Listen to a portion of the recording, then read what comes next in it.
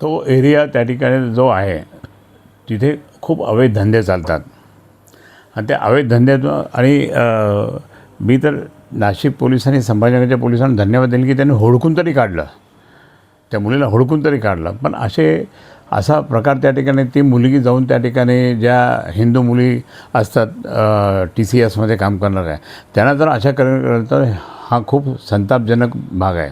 आणि म्हणून मी या ठिकाणी सांगेन की अशा मुलींना त्यांच्याबरोबर कोण आहे अजून, आणि त्या मतीन नावाचा जो नगरसेवक आहे MIMचा त्याला तर ताबडतोब अटक झाली पाहिजे. नाही अटक झाली तर आम्ही त्याला सरळ करून टाकू. एक दुसरी गोष्ट म्हणजे त्यांचे जे बॉस आहे इम्तियाज जलील, ते इम्तियाज जलील तर म्हणजे त्यांना आधीच छत्रपती संभाजीनगरचा तर राग आहे ह्या लोकांना मुद्दाम.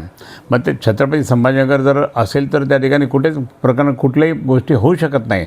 पण ते औरंगाबाद म्हणून त्या ठिकाणी हे नाटक चाललं त्यांचं, आणि त्याच्यातच ही मुलगी त्या ठिकाणी ते हे केलं आणि तिला संरक्षण दिलेलं आहे. हे संरक्षण द्यायचं काम त्या नगरसेवकांनी केलेलं आहे आणि त्यांच्या पाठीशी राहणाऱ्या इम्तियाज जलील यांनी पण केलेलं आहे. म्हणून इम्तियाज जलीललासुद्धा कारवाई झाली पाहिजे आणि त्या नगरसेवकाला तर ताबडतोब अरेस्ट केलं पाहिजे, ताबडतोब अरेस्ट केलं पाहिजे. त्या मुलीला त्या ठिकाणी जे केलं म्हणजे तुम्ही काय करता, आमच्या हिंदू मुली त्या ठिकाणी हिंदू मुलींना त्या ठिकाणी त्या अशा पद्धतीने त्या ठिकाणी तुम्ही हे करत असाल तर मग आमचं छत्रपती संभाजीनगर जे होतं आमच्या काळामध्ये ते आता कुठल्या पद्धतीने चाललं हे मला या ठिकाणी सांगावंसं वाटतं. म्हणून मला हा जो एक प्रकारचा राग येतो की काय चाललं आहे, कोणाचं लक्ष नाही का इथे.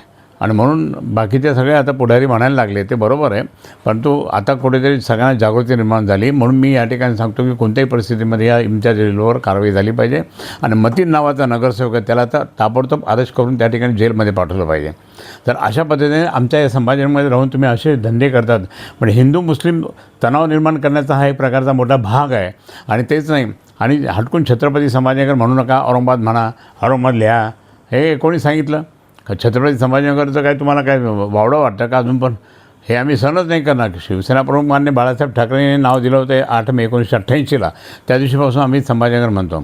आणि म्हणून हे जर असं असेल तर मी आदरणीय मुख्यमंत्र्यांना विनंती करेन आणि त्यांना सांगेल की हे जे MIMचे पिलावळं जे आहेत, ज्यामुळे 28 वर्ष मी या जिल्ह्यामध्ये दंगली बिंगली होऊ दिल्या नाही आम्ही, आणि आता त्या ठिकाणी परत सुरुवात झालेली आहे अशा प्रकार, तर MIMवर बंदीच टाकली पाहिजे ही स्पष्टपणे माझी मागणी आहे. पालकमंत्री शिरसाट म्हणतात की एक जलील यांनी कुठेतरी एकंदरीत तिला पाठिंबा दिलेला आहे आणि या सर्वांमागे तेच आहे, त्यामुळं त्यांच्या ते खरं बोलतात. ते पालकमंत्री खरंच बोलतात. त्याचं कारण असं आहे की इम्तियाज जलीलनी म्हणजे तो MIMचा नगरसेवक सापडला, त्यांनी पाठिंबा दिला, त्याला संरक्षण दिलं, आणि त्यांचा सगळ्यात मोठा बॉस म्हणजे तो इम्तियाज जलील हा त्यांना संरक्षण देतो. म्हणजे हे सगळं प्रकार त्या ठिकाणी होऊ लागलं. म्हणजे आमच्या हिंदू मुली बाटवण्याचं काम जर करत असेल तर आम्ही कसं सहन करणार?